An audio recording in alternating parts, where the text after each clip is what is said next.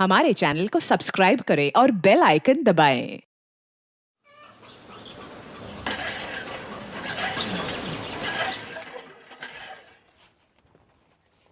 আব্বু এখানে একটা ঝাড়ু 5 টাকায় বিক্রি হয়, তো মুম্বাইতে কত দামে বিক্রি হবে? बेटा मुंबई में अनेक दाम में बिक्री होगा, 3 गुना 4 गुना दाम में बिक्री होगा। लेकिन तुम एक काम करो बेटा, अभी हिंदी बोलना सीख लो, मुंबई में कोई बांग्ला नहीं समझेगा। আমি হিন্দি বলতে পারি না, কিন্তু বুঝতে সব পারি। শুধু বুঝলে হবে না, सिर्फ समझने से काम नहीं चलेगा, बोलना भी पड़ेगा। আচ্ছা চেষ্টা করছি। हाँ बोलो। আমি আমি মুম্বাই থেকে যাব, তখন সব हमारे आगे पीछे घूमेगा। लगता है रिहाना आ गई। रिहाना आ गई।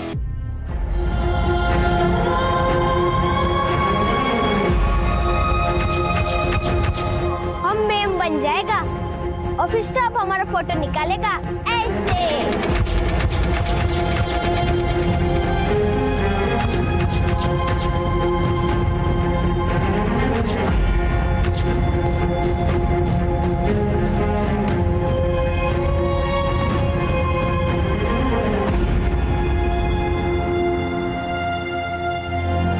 चलो चलो ये सब लोग ताली बजाओ। बात हो गई। हाँ 2 मिनट बेटा, भात बन गया। तुम खेलो, मैं जल्दी खाना देती हूँ। চলো এখন বসে পড়ো, এখন আমরা পাঞ্চিউর খেলবো। চলো পাঞ্চিউর।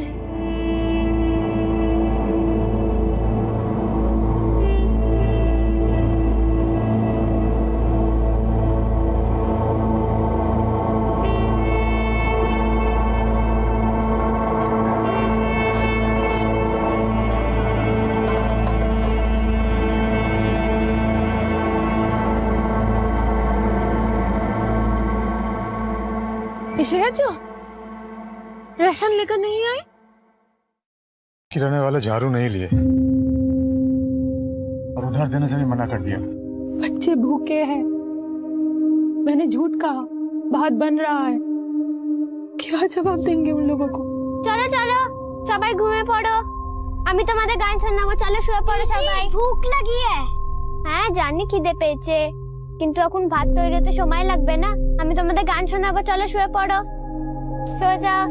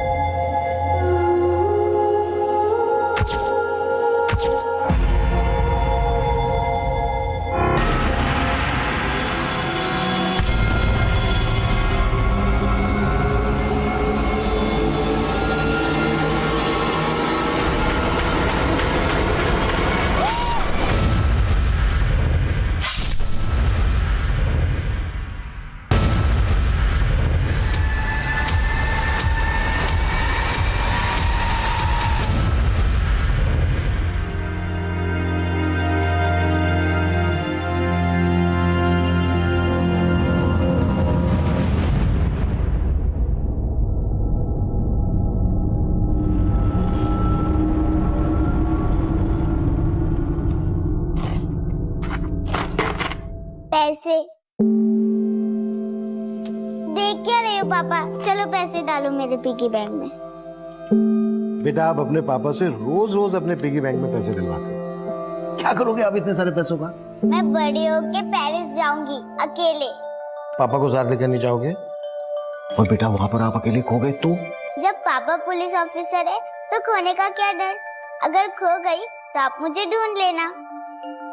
हर उम्र में अलग अलग ख्वाहिशें होती हैं। बड़े होने के बाद जब ख्वाहिशें टूटती हैं तो हम समझौता करना भी सीख जाते हैं, लेकिन जब बचपन में ख्वाहिश टूटती है तो समझौते की खुराक इतनी आसानी से हजम नहीं होती। ये केस रिहाना की एक ऐसी टूटी ख्वाहिश का दर्द था जिससे समझौता करना नामुमकिन था। उसकी जिंदगी तकलीफों के अंबार से भरी पड़ी थी। उसके सवालों का किसी के पास जवाब नहीं था। उसकी आप बीती झकझोर कर रख देने वाली थी। महज 12 साल की उम्र में उसके दोस्तों से कहीं ज्यादा उसके दुश्मन, जो उसका नामो निशान तक मिटा देना चाहते हैं। आप सोच रहे होंगे कि ऐसा क्या किया होगा उस मासूम बच्ची ने जो इतने सारे लोग उससे इतनी गहरी नफरत पाले बैठे हैं। रिहाना बेटा आजा जल्दी जल्दी, एप्पल खा लो। रिहाना बेटा आजा। बेटा एप्पल खाने के बाद तुझे दवाई भी तो खानी है।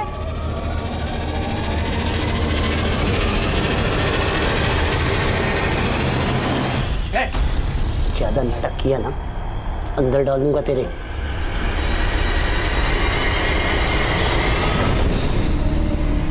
क्या हुआ बेटा? रिहाना क्या हुआ बेटा, क्यों डर रही है? हाँ? रिहाना लग जाएगा बेटा, छोड़। तुम यहाँ आके मारना चाहता हमको? नहीं बेटा, हमें मारने देते नहीं। अम्मू को बुला, बुआ को बुला। पाटिल साहब लौकर या। बेटा लग जाएगा बेटा लग जाएगा।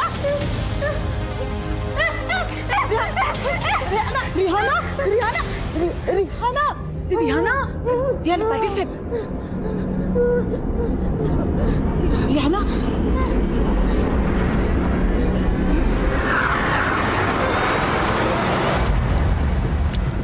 लीजिए बस। हाँ तुम डॉक्टर को बुलाओ ना, मैं पहुंचती हूँ। प्लीज आप जल्दी आ जाइए। रिहाना को सिर्फ आप ही काबू कर सकती हो। हाँ मेरी बेटी को ट्यूशन छोड़ के ही पहुंचती हूँ। Okay. Rewa Rewa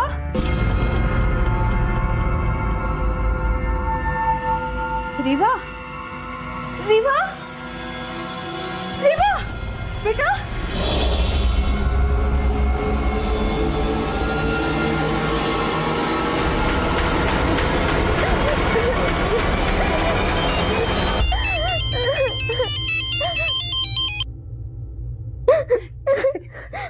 hello Ratna madam, ये तो सिर्फ ट्रेलर था।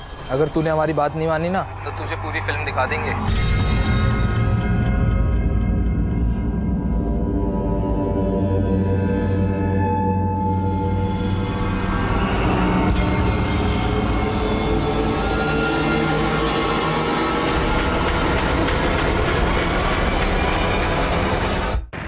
रिहाना ठीक है अभी?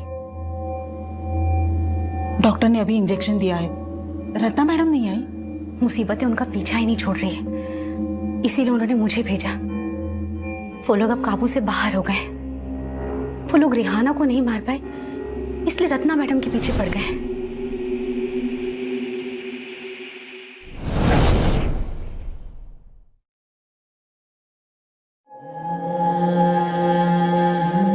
देखो रत्ना, तुम रिहाना का हौसला हो।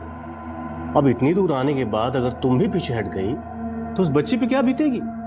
ऊपर से भले ही वो जिंदा रहे, लेकिन अंदर से वो टूट जाएगी। मैं तो अपनी पूरी जिंदगी उस बच्ची के नाम कर दी थी अजय सर, पर मैं भूल गई थी कि मैं भी एक माँ हूँ और मेरी बेटी को भी मेरी जरूरत है।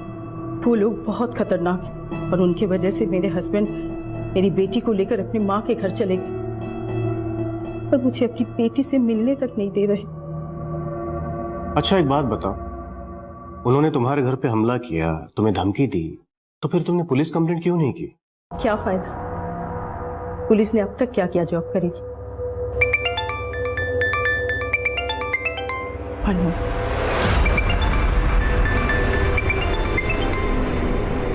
हाँ शबनम बोलो। हेलो हेलो रत्ना मैडम, बोलो मेरी दुकान। শবনম কি হয়েছে তোমার? এত চেঁচামেচি কিসের?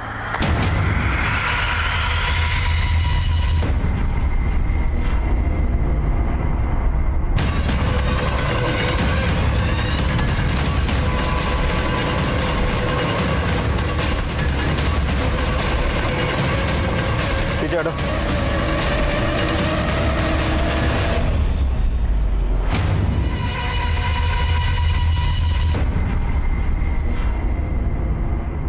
किसने मारा इसे?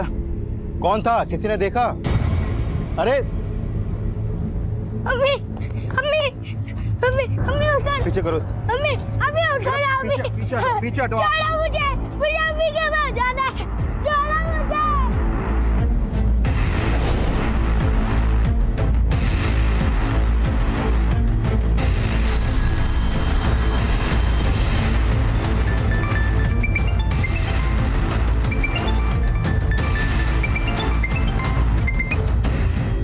जैन सर, इस केस में मेरी एंट्री शबनम के मर्डर के बाद हुई थी। तब शबनम मर्डर केस रिहाना के केस से जुड़ा माना जा रहा था। यह केस एक ऐसे ह्यूमन एंगल से जुड़ा था जिसमें भूखमरी से लड़ रही रिहाना एक कभी ना खत्म होने वाली लड़ाई लड़ रही थी, और ये लड़ाई उसे वेस्ट बंगाल से मुंबई ले आई थी, और तब मैं भी उसके इस दर्दनाक सफर का हिस्सा बन गया था। जैन सर। जय सर, ये रिहाना केस की फाइल। शबनम मर्डर केस की क्या अपडेट है, पहले ये बताओ। सर, जाहिर है कि शबनम का मर्डर करने वाले उन्हीं लोगों से कनेक्टेड है जो रिहाना केस के सस्पेक्ट हैं, लेकिन फिलहाल कोई स्ट्रॉन्ग एविडेंस नहीं मिला सर। वहां ना तो कोई सीसीटीवी था और ना ही क्राइम सीन का कोई ऐसा विटनेस सामने आया जो उन क्रिमिनल्स के खिलाफ कुछ बोले। सब डरे हुए हैं सर। क्यों डरे हुए? उनके अंदर के डर को निकालना, उन्हें कॉन्फिडेंस में लेना भी तो हमारा ही काम है ना। चलो एक बार को मान लेते हैं कि शबनम को उन लोगों ने टारगेट बनाया जो रिहाना केस में सस्पेक्ट है, लेकिन उन्होंने शबनम को 1 साल के बाद टारगेट क्यों बनाया? रिहाना तो शबनम को 1 साल पहले मिली थी ना।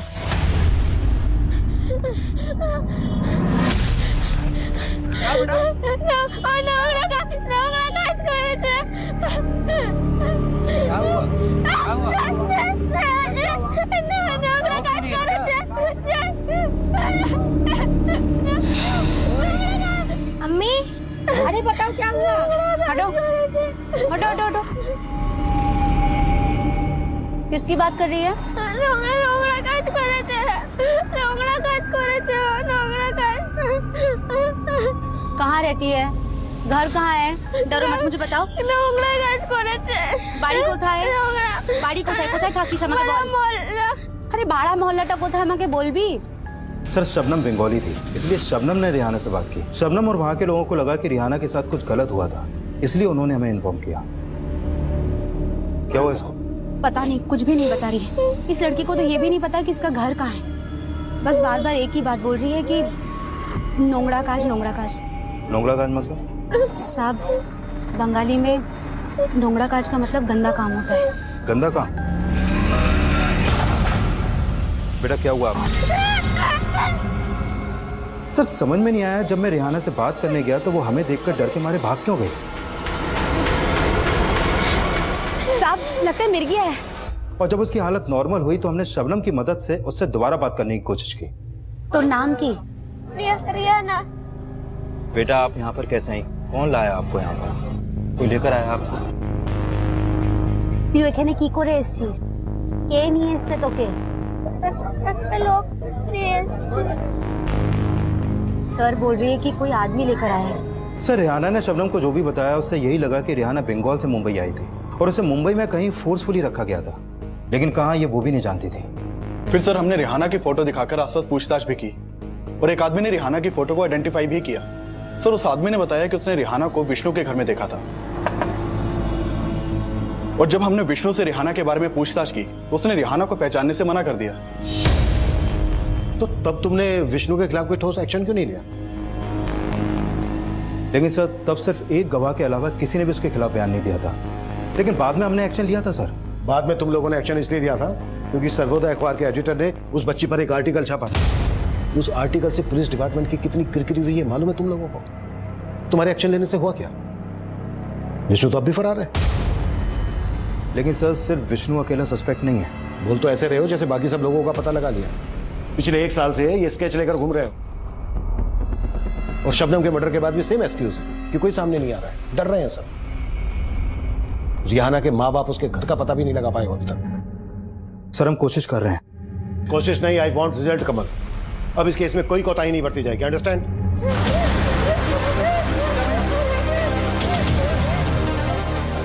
हेलो रत्ना मैडम, आपने रिहाना को जो बुक दी थी वो गुस्से में फाड़े जा रही है। हाँ सुनी थी, मैं जानती हूँ कि रिहाना मुझसे मिलना चाहती है, पर मैं अभी अपनी बेटी रीबा से मिलने जा रही हूँ। लेकिन मैडम, रिहाना भी तो आपकी बेटी जैसी है, प्लीज एक बार आने की कोशिश कीजिए। हाँ हाँ, मैं समझती हूँ, मैं टाइम निकाल के आऊंगी। ओके? रिहाना, रिहाना बेटा।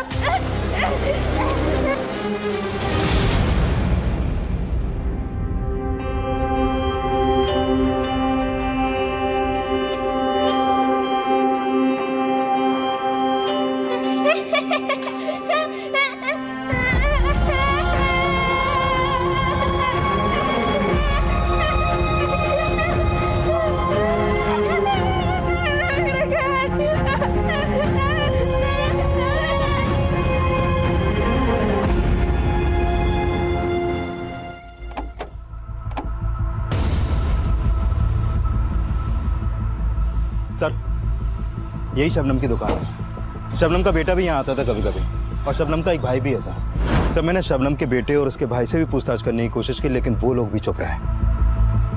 और शबनम की मौत के बाद उसके बेटे को शबनम का भाई अपने साथ ले गया। शबनम का मर्डर दोपहर को 12 बजे हुआ था। ऐसा लग नहीं रहा है कि हत्यारों को किसी ने विटनेस ना किया।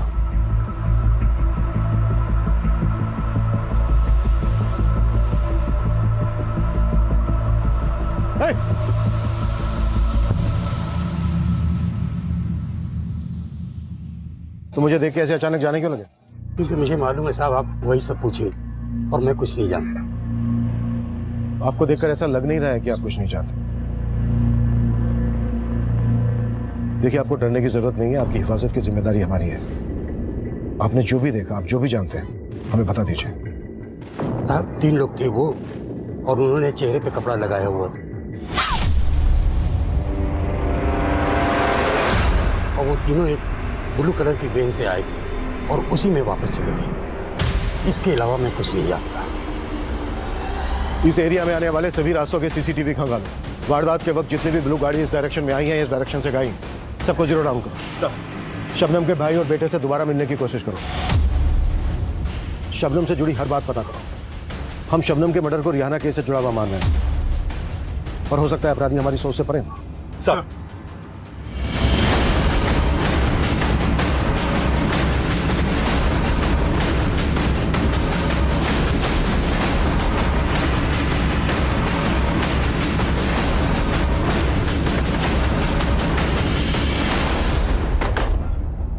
तुम लोग यहीं पे वेट करो।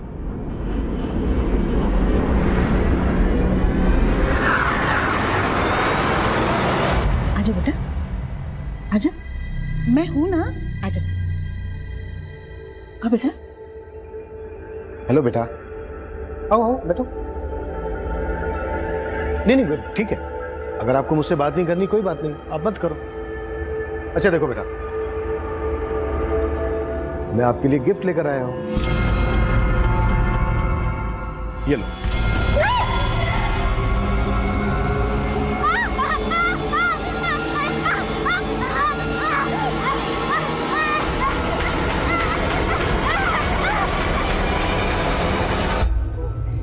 डर मत बेटा, मैं हूं ना। सर, समझ में नहीं आया, जब मैं रिहाना से बात करने गया तो वो हमें देखकर डर के मारे भाग क्यों गई? रिहाना जब भी किसी को पुलिस की वर्दी में देखती थी तो उसकी बेचैनी और ज्यादा बढ़ जाती थी। यह इस केस का एक ऐसा रहस्य था जिसकी असल वजह तब तक ढूंढी ही नहीं गई थी। और सवाल यह भी था कि अगर रिहाना पुलिस वालों को देखकर डर रही थी तो विष्णु ने उसके साथ ऐसा क्या किया था, और वो नोंगरा काज ऐसा क्या गलत काम था जिसका रिहाना बार बार जिक्र कर रही थी। इन सवालों की सतह में कई चौंकाने वाले राज दफन थे, और हमारी सबसे बड़ी लाचारी यह थी कि पिछले 1 साल से रिहाना अपने परिवार से दूर थी, और हम चाहकर भी यह पता लगाने में नाकाम थे कि रिहाना का परिवार तब कहां था। तब हमारी इन्वेस्टिगेशन की अगली कड़ी रत्ना थी। शबनम के मर्डर के बाद रिहाना ही नहीं, रत्ना की जिंदगी भी खतरे में थी। आपके घर पर हमला हुआ था, आपकी बेटी को आपके घर पर बांध दिया गया था। हाँ सर, उन्होंने मुझे फोन पे धमकी दी थी। लेकिन मेरी टीम ने मुझे इस बारे में कुछ नहीं बताया। क्योंकि मैंने उन्हें बताया ही नहीं था। मेरा तो उन पर से भरोसा ही उठ चुका है। और क्या मैं नहीं बताऊंगी तो पुलिस का फर्ज नहीं बनता कि इस केस को हैंडल करे? बीच बाजार में शबनम का, आपको बताने से क्या फायदा? Sir, I am sorry to say, लेकिन अभी तक आप रिहाना के घर का पता नहीं लगा पाए। आप गुनहगारों को पकड़ पाएंगे? अजय जी, मैं जानता हूं आप हमारे डिपार्टमेंट के खिलाफ कुछ ना कुछ लिखते आए। सर, हमारा काम ही है सच्ची खबर लोगों तक पहुंचाना, और वैसे भी इस केस में पुलिस ने एक्शन मेरे खबर के बाद ही लिया था, और इस खबर के बाद ही रिहाना का मेडिकल टेस्ट करवाया गया था। हाँ सर, इससे पहले तो पुलिस ये तक नहीं मान रही थी कि उस बच्ची के साथ नोंगरा काज, यानी कि she was raped several times। उस बच्ची ने हिंदी तक नहीं बोल पाती, और उसके लिए एक ऐसा ट्रांसलेटर रखा गया है जो कि उसे कभी समझ ही नहीं पाया। मैं तो ह्यूमैनिटी ग्राउंड से अपने कॉलेज से शेड्यूल निकाल कर उस बच्ची के लिए ट्रांसलेटर बनी। আমি 15 दिन ধরে विष्णुर घरे ছিলাম। ये बोल रही है कि 15 दिन से ये विष्णु के घर पे रह रही थी और उसके हाथ बीती को समझी और उसके बिहाफ में कोर्ट में हियरिंग में शामिल हुई। मिलॉर्ड, सबसे पहले मैं कोर्ट का शुक्रिया अदा करूंगा कि उन्होंने रत्ना को रिहाना के बिहाफ पर ट्रांसलेटर नियुक्त करने की इजाजत दी। और अब मैं चाहूंगा कि रत्ना जी कोर्ट को वो सारी बातें बताएं जो रिहाना ने उन्हें बताई कि कितने वक्त से रिहाना विष्णु के घर में रह रही थी और विष्णु उनके साथ कितनी ज्यादतियां करते थे। सर, रिहाना ने मुझे बताया कि वो करीब 15 दिन से विष्णु के घर रह रही थी और उसने मुझे ये भी बताया कि विष्णु उसके साथ रोज कई बार रेप करता था। मिलॉर्ड, रिहाना के साथ विष्णु जानवरों की तरह पेश आता था। वो रिहाना का सिर्फ रेप ही नहीं करता था बल्कि उसके बदन को नोचता था, खसोटता था, जिसकी गवाही रिहाना की ये मेडिकल रिपोर्ट दे रही है। Objection my lord, Rihana Vishnu के साथ सिर्फ 15 दिन के लिए रही थी, लेकिन उसकी मेडिकल रिपोर्ट से ये बात भी सामने आई है कि रिहाना का कई महीनों से रेप किया जा रहा था, सिर्फ 15 दिनों से नहीं। इससे ये साबित नहीं होता कि विष्णु जी ने ही उसका रेप किया है। और गौर करने वाली बात यह है माय लॉर्ड कि जब रिहाना का मेडिकल टेस्ट हुआ तो उसके शरीर से विष्णु का कोई भी डीएनए सैंपल नहीं मिला। और ऐसा इसलिए हुआ मिलॉर्ड कि पुलिस ने रिहाना का मेडिकल करवाने में देर की। और अगर विष्णु ने ऐसा कुछ किया ही नहीं तो फिर इसने झूठ क्यों कहा? इसने पुलिस को इनकार क्यों किया कि रिहाना को ये जानता तक नहीं था? मैं तो इसे नहीं जानता सर। क्योंकि मेरे क्लाइंट डर गए थे माय लॉर्ड, क्योंकि उन्होंने रिहाना को सिर्फ कामकाज के लिए रखा हुआ था। आप बताएंगे कोर्ट को कि आपको रिहाना से किसने मिलवाया था? आफ्ताब। माना कि मैंने पहले झूठ बोला था, लेकिन आफ्ताब ने मुझसे सबसे बड़ा झूठ बोला जब वो रिहाना को मेरे घर पे लेकर आया था। सेठ, झाड़ू पोछा बर्तन घर का सारा काम जानती है। पगार कितना लगी? लड़की जरूरतमंद है, रहने खाने के साथ अगर 5,000 रुपये महीना दोगे ना तो इसके घर वालों का भला हो जाएगा। वो बोला रिहाना 15 साल की है। सर, मैंने तभी आफ्ताब को 5,000 रुपये एडवांस भी दिया था, लेकिन बाद में उसने मुझे ब्लैकमेल करना शुरू कर दिया। ब्लैकमेल?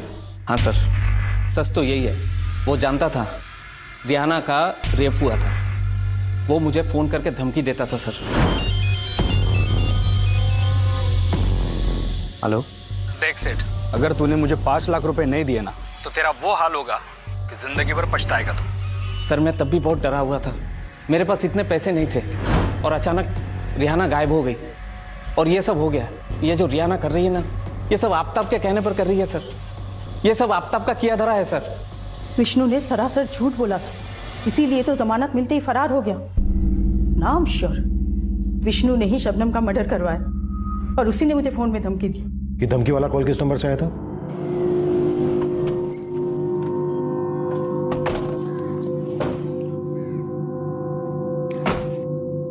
पाटिल, इस नंबर की डिटेल निकालो।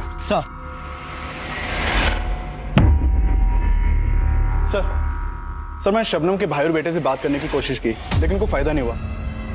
सर, शबनम के बैकग्राउंड में ऐसा कुछ भी सस्पिशियस नहीं मिला जिससे ये पता चल सके कि शबनम के मर्डर के पीछे कोई पर्सनल एंगल हो। रिहाना की फैमिली का पता लगाने के लिए क्या क्या एक्शन लिए गए? सर, मैंने वेस्ट बंगाल पुलिस हेडक्वार्टर में रिहाना की फोटो भेजी थी, लेकिन वहां से अभी तक कोई अपडेट नहीं मिला। कोई अपडेट नहीं मिला तो हाथ पे हाथ रखकर बैठ गए? अब शर्मा झुकाओ इस तरह से, तुरंत वेस्ट बंगाल के लिए निकलो और जब तक रिहाना की फैमिली का पता नहीं चल जाता है वापस मत आना। सर।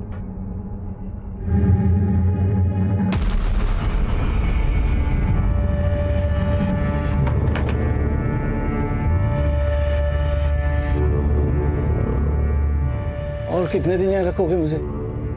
यहाँ से निकलेगा तो मौत मिलेगी। इतनी जिंदगी बची है ना, जी ले आराम से।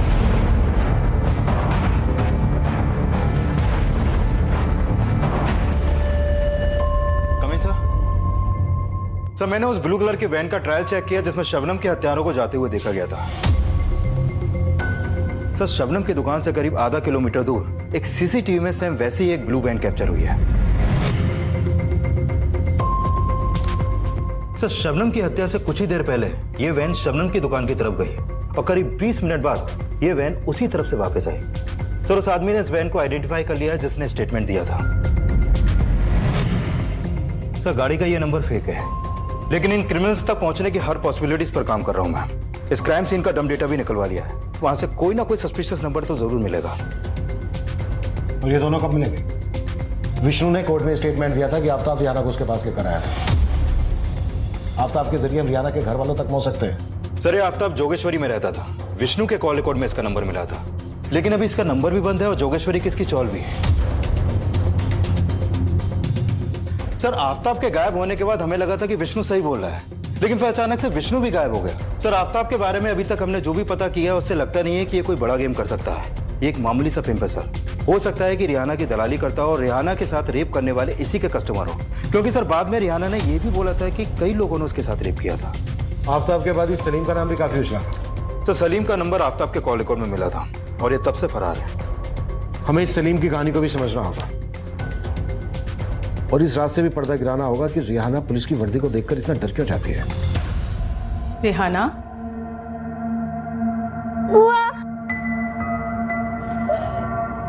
पता चला मैं तो यहीं पे थी, लेकिन रीवा ऐसा है?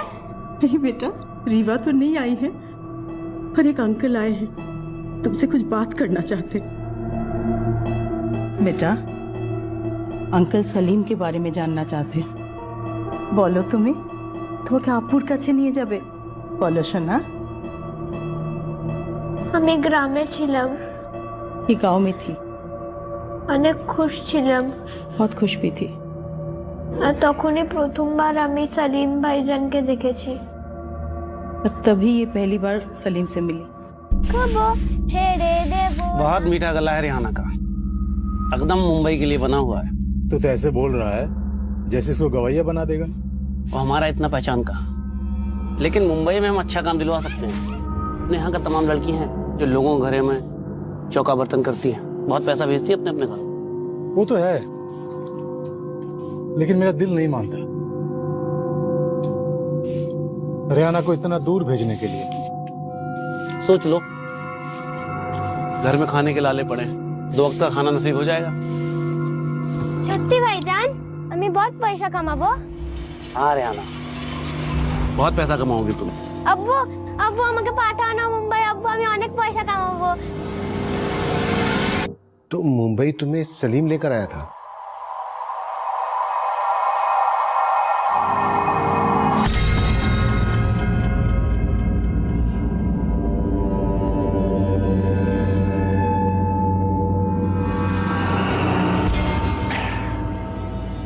चल तुम्हारा एक फोटो ले लेते हैं, काम के लिए जरूरत पड़ेगी।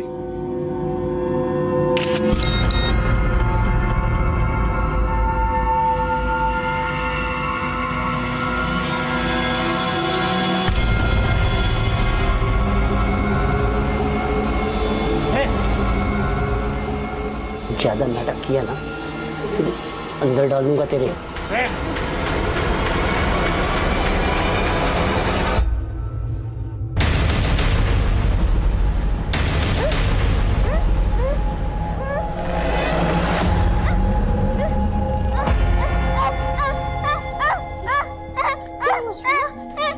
सब ठीक हो जाएगा। कुछ ठीक नहीं होगा। हम के घर ले जाओ, अबू सब ठीक करेगा। हमारा अबू आएगा, सब ठीक करेगा। हमारा अबू को नहीं आओ।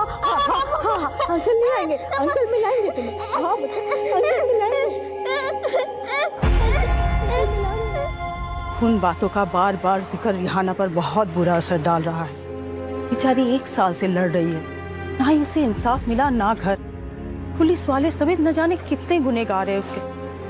पुलिस तो उसका रहने का सही इंतजाम तक नहीं कर पाई। उसे एक ऐसा एनजीओ में रखा गया जहाँ पे काम करने वाली औरतें तक उसे मॉलिश करती थी। और जब रिहाना ने ये सब कोर्ट में कहा तो उसे किसी तरह इस एनजीओ में लाया गया।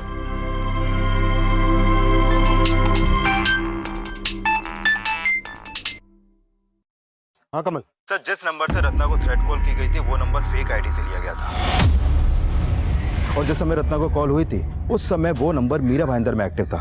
और जब उस नंबर के कॉल रिकॉर्ड निकाले तो उसमें एक और नंबर मिला सर, और वो नंबर भी फेक आईडी से लिया गया था, लेकिन वो नंबर अक्सर नाला सुपारा में एक्टिव रहता है। कमल, नाला सुपारा के इस नंबर को ट्रेस करो कि हमारे किसी सस्पेक्ट का नंबर हो सकता है। Okay sir. ओके। हम तब उन दोनों संदिग्ध मोबाइल्स नंबर की जांच में जुटे थे। वहीं वेस्ट बंगाल में रिहाना के परिवार की तलाश भी जोरों पर थी। तभी हमने उन दोनों नंबर्स में से एक नंबर को नाला सुपारा में ट्रैक किया।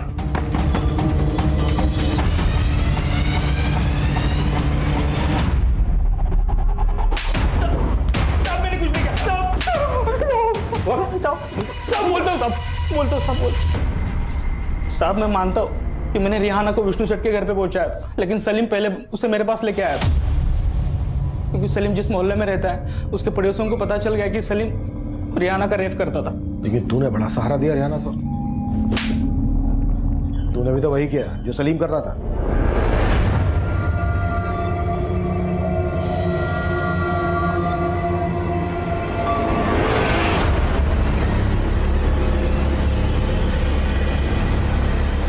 माल तो अच्छा लाया रे तूने।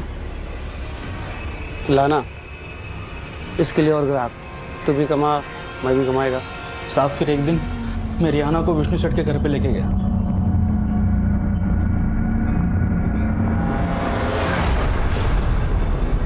उसके बाद वो उसका परमानेंट कस्टमर बन गया। 15 दिन रिहाना उसके पास ही थी साहब, लेकिन मौका देख के रिहाना वहां से भाग निकली और पुलिस विष्णु सेठ के घर पे पहुंच गई। विष्णु सेठ ने फोन करके मुझे सब कुछ बता दिया, तो साहब मैं डर गया और गायब हो गया। लेकिन विष्णु तो बोल रहा था कि तू उसको ब्लैकमेल कर रहा था, और रिहाना ने वही किया जो तूने उससे करने के लिए कहा था। झूठ बोल रहा था साहब। इस वक्त विष्णु कहाँ है? मालूम नहीं साहब। और सलीम? उसके बारे में पता नहीं है मुझे साहब। इस नंबर से तुझे कॉल कौन करता था? सलीम, लेकिन मुझे नहीं पता साहब कि सलीम अभी कहाँ पे। इसी नंबर से प्रोफेसर रत्ना को भी कॉल किया गया था, धमकी दी गई थी, उनकी बेटी को घर पर बांध दिया गया था। तेरे कहने का मतलब है ये सब सलीम कर रहा था? साहब वो तो नहीं पता, लेकिन सलीम अकेला नहीं कर रहा होगा, वो लोग करवा रहे होंगे उससे। वो कौन लोग? तू वहां आराम से दारू पी रहा है और मैं यहाँ पे वड़ा पाव खा खा के पक गया हूँ। मेरे को निकाल यहाँ से, तो अगर मेरा माथा ठनक गया ना तो सीधा पुलिस के पास जाके सबके काले चिट्टे खोल दूंगा मैं। अरे मैं खुद फंसा हुआ हूँ उन पुलिस वालों को रिहाना का ग्राहक बना के। गलती की मैंने। अरे खुद को बचाने के लिए मेरी मार रहे हैं। वो जो बोल रहा है मुझे करना पड़ रहा है। किन पुलिस वालों की बात कर रहा था वो? साहब ये तो आपको सलीम ही बता सकता है। मैं ना ही सलीम के बारे में जानता हूँ, ना ही विष्णु के बारे में, और ना ही उन पुलिस वालों के बारे में।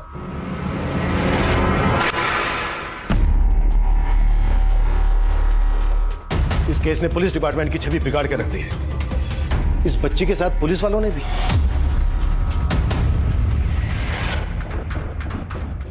डिस्गस्टिंग। अगर तुम लोगों ने थोड़ी भी चौकसी बरती होती ना तो आज सारे क्रिमिनल्स अंदर होते।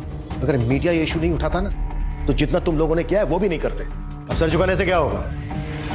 विष्णु इस केस का प्राइम सस्पेक्ट था। तुमने इसे गिरफ्तार किया, कोर्ट में पेश किया, लेकिन जमानत मिलते ही गायब हो गया। क्या कर रहे थे तुम लोग? इतनी सी निगरानी नहीं रख पाए इस पर? कहीं ऐसा तो नहीं है कि तुम भी? सर अगर आपको वाकई में लग रहा है कि मैं उन क्रिमिनल्स के साथ हूं तो आप मुझे इस केस से हटा दीजिए।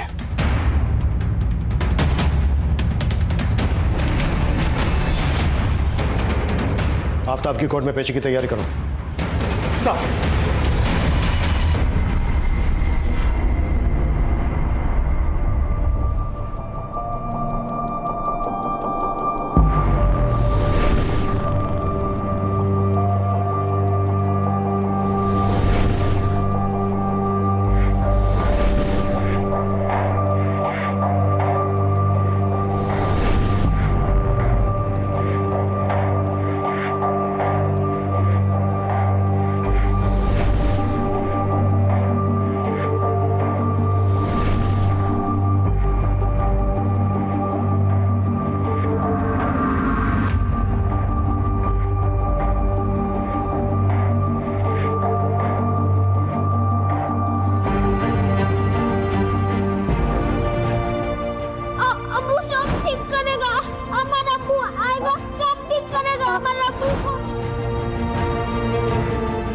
इस केस के दौरान जब जब मैंने मेरी बेटी का चेहरा देखा तब तब मुझे रिहाना की मायूसी का ख्याल आया।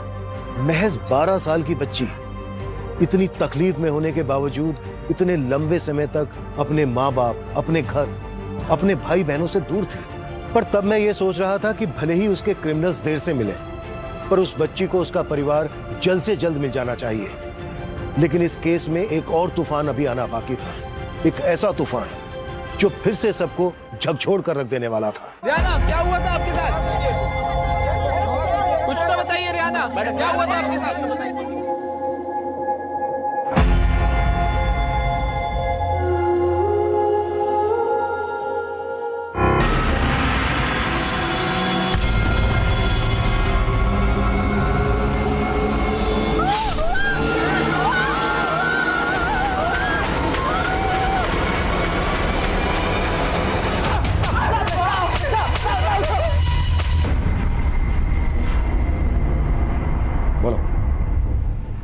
किसके कहने पर हमला किया था?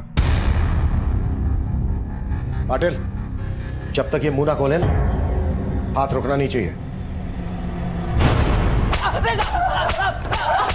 सर ये दोनों हिस्ट्री शीटर हैं, मुन्ना और विजय।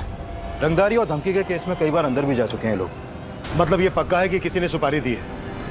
सलीम या उन पुलिस वालों में से ही कोई होगा?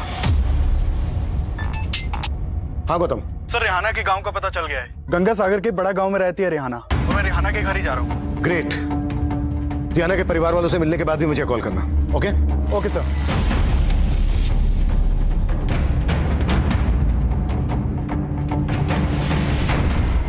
हाँ, रेहाना हमारी बेटी है, लेकिन हम उसे यहाँ नहीं ला सकते।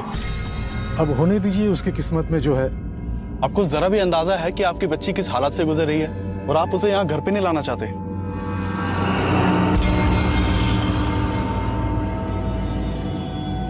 अगर रिहाना के घर वाले रिहाना को वापस नहीं बुलाना चाहते तो इसका तो यही मतलब है कि उन्होंने खुद सलीम को रिहाना को बेचा होगा। सर मुझे भी यही लग रहा है। सर मैंने यहाँ सलीम के बारे में भी पता किया। सलीम यहीं का रहने वाला था और काफी सालों से मुंबई में रह रहा था। सर इस सलीम के आगे पीछे कोई भी नहीं है।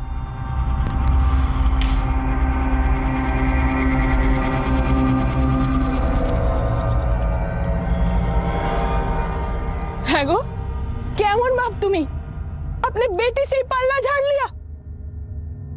अमी बोलची बस अब इस घर में रेहाना का जिक्र नहीं होगा।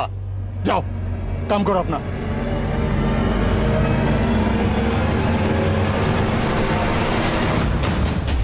सत्य हमारा अब्बू मिल गया?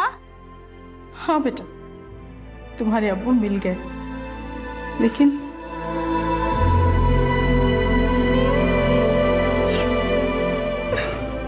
कह दो ना, तुम्हें इसलिए रो रहा है ना कि अमी छेड़े चला जाएगा? हाँ बेटा, मैं इसलिए रो रही हूँ। तुम मुझे छोड़ के चली जाओगी ना? ना ना, अमी अमर अब्बू के पास तुम्हाके निये जाएगा। अमी तुम्हें साथ रहेगा।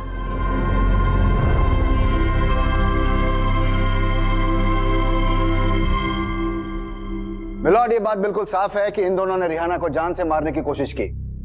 मैं कोर्ट से ये चाहूंगा मिलॉर्ड कि पुलिस को इनके रिमांड की इजाजत दी जाए ताकि ये सच को कबूल कर सके कि विष्णु ने ही इन दोनों सुपारी किलर्स को रिहाना को जान से मारने के लिए भेजा था। ऑब्जेक्शन मिलॉर्ड, ये दोनों आदमी मेरे क्लाइंट विष्णु के हो ही नहीं सकते हैं। मुझे इस केस के इन्वेस्टिगेटिव ऑफिसर से कुछ क्वेश्चन पूछने की इजाजत दी जाए। इजाजत है। मुझे नहीं लगता कि इन दोनों हमलावरों ने आप जैसे ऑफिसर के सामने अभी तक अपना मुंह नहीं खोला होगा। ये दोनों प्रोफेशनल क्रिमिनल्स हैं।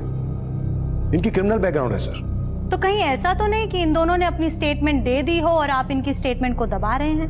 वकील साहिबा, हमारी ऐसी कोई इंटेंशन नहीं। इंटेंशन हो भी सकती है माय लॉर्ड। ये सब उन पुलिस वालों को बचाने की चाल है जिनके ऊपर इल्जाम है कि उन्होंने रिहाना का रेप किया है और इस वक्त वो लोग फरार हैं। ये लोग अपने डिपार्टमेंट के उन लोगों को बचा रहे हैं और इन हमलावरों के स्टेटमेंट को मैनिपुलेट करके, घुमा फिरा करके कैसे भी मेरे क्लाइंट विष्णु को दोषी साबित करने पर लगे हुए। ऑब्जेक्शन मिलॉर्ड, ऐसा कुछ भी नहीं है। जबकि आफ्ताब ने भी यही स्टेटमेंट दी है कि विष्णु उसका ग्राहक था और वो रिहाना से धंधा करवा रहा था और रिहाना को प्लांट करके विष्णु को ब्लैकमेल कर रहा था। ऑब्जेक्शन मिलॉर्ड, ये बेवजह विक्टिम पे घिनौना इल्जाम लगा रही है। रिहाना बच्ची जरूर थी माय लॉर्ड, लेकिन उसको अच्छे से पता था कि बंगाल से मुंबई आकर के उसको क्या काम करना है और रिहाना के अब्बू की स्टेटमेंट भी इसी ओर इशारा करती है। मैं रिहाना का अब्बू हूँ। मैं नहीं चाहता कि रिहाना यहाँ आए, वो जहाँ है वहीं रहे। अब उससे हमारा कोई संबंध नहीं है, हम उसे अपनाना नहीं चाहते। ऑफिसर, रिहाना के अब्बू की स्टेटमेंट के बाद आपने क्या थ्योरी बनाई, क्या मैं जान सकती हूँ? हो सकता है रिहाना के अब्बू ने रिहाना को जानबूझकर बेचा।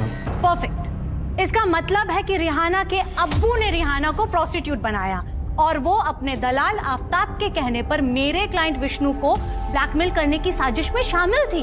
जज साहब, ये सरासर झूठ है। ये रिहाना को इस तरह बदनाम नहीं कर सकते। रत्ना जी, आप रिहाना के बिहाफ में वही बोल सकती है जो रिहाना ने आपको बताया है और आइंदा से तभी बोलिएगा जब आपसे पूछा जाए। आप बैठ सकती हैं। माय लॉर्ड, मुझे लगता है कि रत्ना जी रिहाना को लेकर के इतना जज्बाती हो गई हैं कि उसको बचाने के लिए खुद घायल हो गई थी। और मुझे ऐसा लगता है कि ये रिहाना की बातों को इसी नजरिए से लेती हैं कि रिहाना दोषी नहीं है। एक ऐसे इंसान को रिहाना का रिप्रेजेंटेटिव नहीं बनाया जा सकता, इसलिए मेरी कोर्ट से गुजारिश है कि रिहाना के लिए नया ट्रांसलेटर अपॉइंट किया जाए।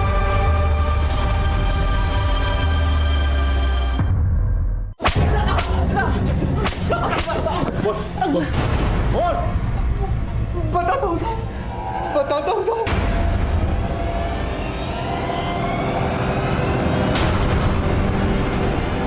किसके कहने पे क्या था हमला?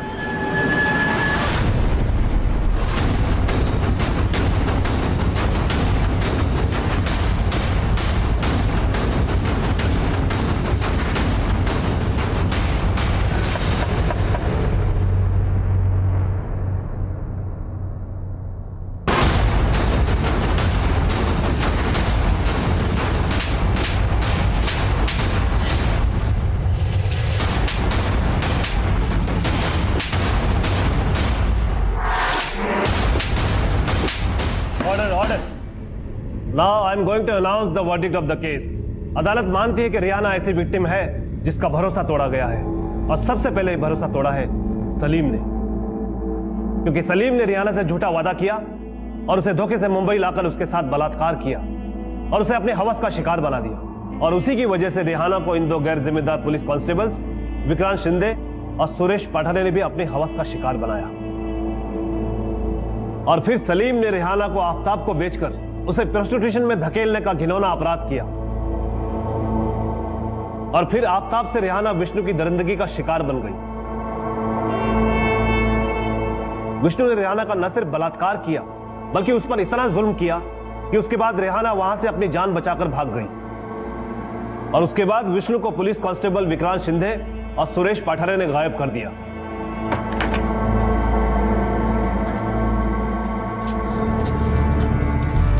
और कितने दिन यहाँ रखोगे मुझे? यहाँ से बाहर जाएगा ना तो मौत मिलेगी। जितनी जिंदगी बची है जी ले। क्योंकि इन्होंने सलीम के साथ मिलकर ऐसी आपराधिक साजिश रची जिसमें इन्होंने रत्ना और उसकी बेटी को टारगेट किया और मुन्ना और विजय के हाथों शबनम की हत्या करवा दी और रिहाना को जान से मारने की कोशिश भी की। तमाम सबूतों और गवाहों को मद्देनजर रखते हुए यह अदालत इन सभी आरोपियों को उम्र कैद की सजा का हुक्म देती है।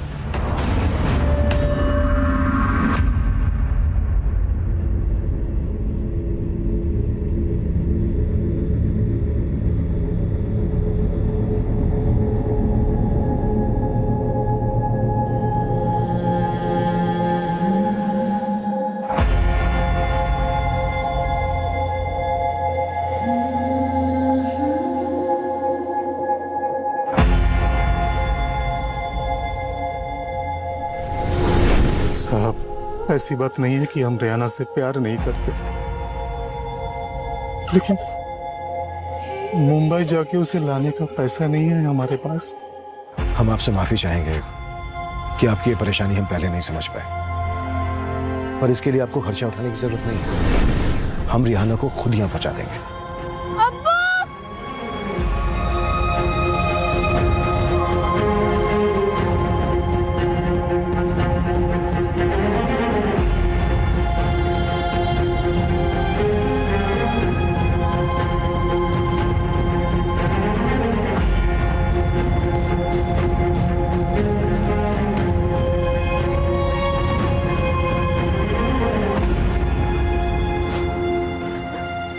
এটা তোমার জন্য।